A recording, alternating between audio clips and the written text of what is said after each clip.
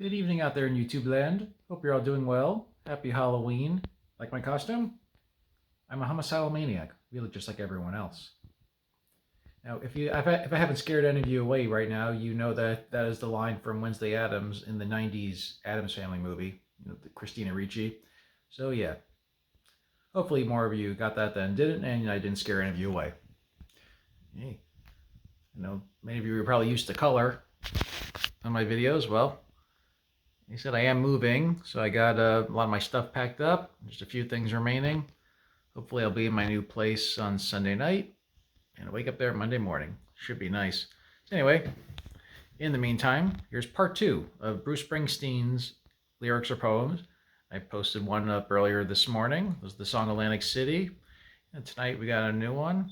It's the song called Racing in the Street, which came out in 1978. But before I get to that, I should mention this earlier. Like the little hat I'm wearing, there's actually a Bruce Springsteen reference to this because this is the minor league team of the Philadelphia Phillies, the Jersey Shore Blue Claws. And every summer they do a special night.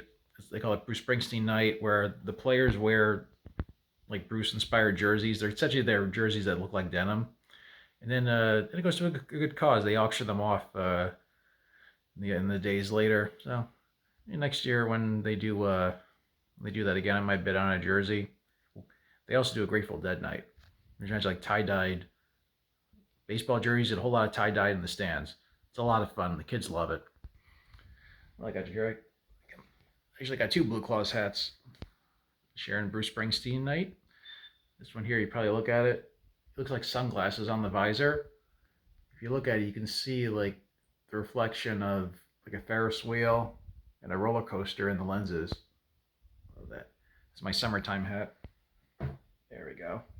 All right, folks. So let's get back to the second song choice of this evening, "Racing in the Street." This one, as like I said before with Atlantic City, like "Racing in the Street" it was like the start of Bruce's period where like he wasn't writing such like upbeat music, like "Born to Run" and whatnot. He was writing songs that were, very serious, and that had a lot of deeper meaning and about like the sad parts of life too. And that's where this epic story comes in for "Racing in the Street." So right off the bat, the song starts off with a little piano medley in the beginning. It's absolutely beautiful, but like it sets the tone because it's not happy. It's very sad. It's like that way through the whole song. So it's about the story. It's like Bruce in the first person. I guess assume it's himself. Like as the story goes in the lyrics, he and his partner Sonny, they built a car, and they love to go racing, either on the strip or at night racing in the street, as the title says. And like this is we get like you gotta do like a little deeper dive, think of the lyrics. This is kind of like really like the only happy part of their lives. Like they said, that little piano medley sets the tone, so the whole song is kind of somber. It's like racing in the street is like what these guys love to do. Then about halfway through the song, the story goes in a whole different direction when the girl comes in. So, like our main character, we assume Bruce, the first person, or at least he's playing the role, so to speak. Like he's racing on the strip one day. He meets this girl. She's with another guy, or the song calls it some dude from L.A. Main character, he wins the race, gets the girl, and they go off. Like once again, we got like the sad, somber, like piano medley setting the tone here. And funny thing I got to point out too, because this song and the story is so iconic. And it's like 2009. There was a documentary about the making of this album, which was incredible. I got to find that if it's streaming somewhere. And Bruce mentioned he's going through his old notebooks. He writes like so many songs, like so many versions of songs, so many lyrics. So he said like there was a version of the song where there was no girl. And I remember watching this documentary at the time with a buddy of mine. We were like surprised, and he was so perplexed. Like imagine like your favorite story of all time, the ending that just floored you, that you absolutely adore. Imagine if you found out it was different. There was another version, kind of shake you up a little bit. So that's a humorous little thing. So yeah, "Racing in the Street." There were two versions, and so Bruce he asked a friend of his, the guy he was like a fan who started coming out to the shows, became a very good friend and confidant. And then he asked his guitar player, little Stevie, like, which version they like better, with the girl, without the girl. And to Bruce's surprise, they both liked the one with the girl. Because, as little Stevie put it, that's what happens in life. Two guys are pals, and then the girl comes along. Just think of the ending of that movie, Superbad. There you go. It happens, folks. It's timeless. So yeah, this is where the story goes. The guy, he gets the girl, he drives off, but then this is where things still stay very sad. Let's just go read the lyrics themselves. I got my tablet here with the lyrics on the screen. Here's how the song goes. It says, this girl drives away, says, but now there's wrinkles around my baby's eyes, and she cries herself to sleep at night. When I come home, the house is dark, and she sighs, baby, did you make it all right? And, ooh, here's a hard verse. Get ready for this one. She sits on the porch of her daddy's house, but all her pretty dreams are torn. She stares off alone into the night with the eyes of one who hates for just being born. There you go.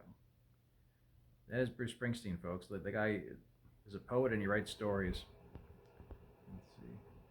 This next verse I love too. He says, for all the shut down strangers and hot rod angels rumbling through this promised land, tonight my baby and me, we're gonna ride to the sea and wash these sins off our hands. Very sad story. Things didn't have much of a beginning, and it just turns out even worse. But I don't know if you can tell by that flawless performance, but I'm not much of a performer. But so yeah, as always, I will include videos in the description box below for anybody. You hear the original recording.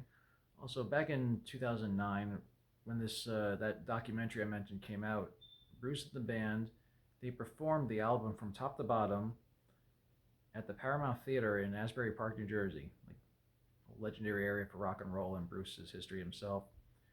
And but they didn't do it in front of an audience. They just were on stage, and they should recorded the whole album live from top to bottom on the stage in the empty theater. And the clip of Racing in the Street is online, and I will post that in the description box below for everybody. So, and in conclusion, one of the main reasons I started doing this lyrics or poems too is for songs like this. There's so many people they don't do a deep dive into the lyrics, and if you're a famous artist, they only know the big hits you hear on the radio all the time, and well, they're good. But then you play these extra songs like this, and people don't even know, or they think they don't pay attention to the lyrics. That's really the main reason I wanted to start doing this little segment. And Bruce Springsteen is definitely a great person to go to for that, because he has tons and tons of songs that have such a deep meaning. Let's wrap that up there, folks. Happy Halloween. Happy spooky season. I hope you all had a good one. And I will catch you guys in the next one. Let's see here. Dr. November is coming up, so I gotta find one book at least to read for that event. I do have a great podcast recommendation for that about a former Soviet spy who defected to the U.S. It was a sit-down interview, so expect that one for sure in the future. Okay. Take care, everybody. Happy Halloween.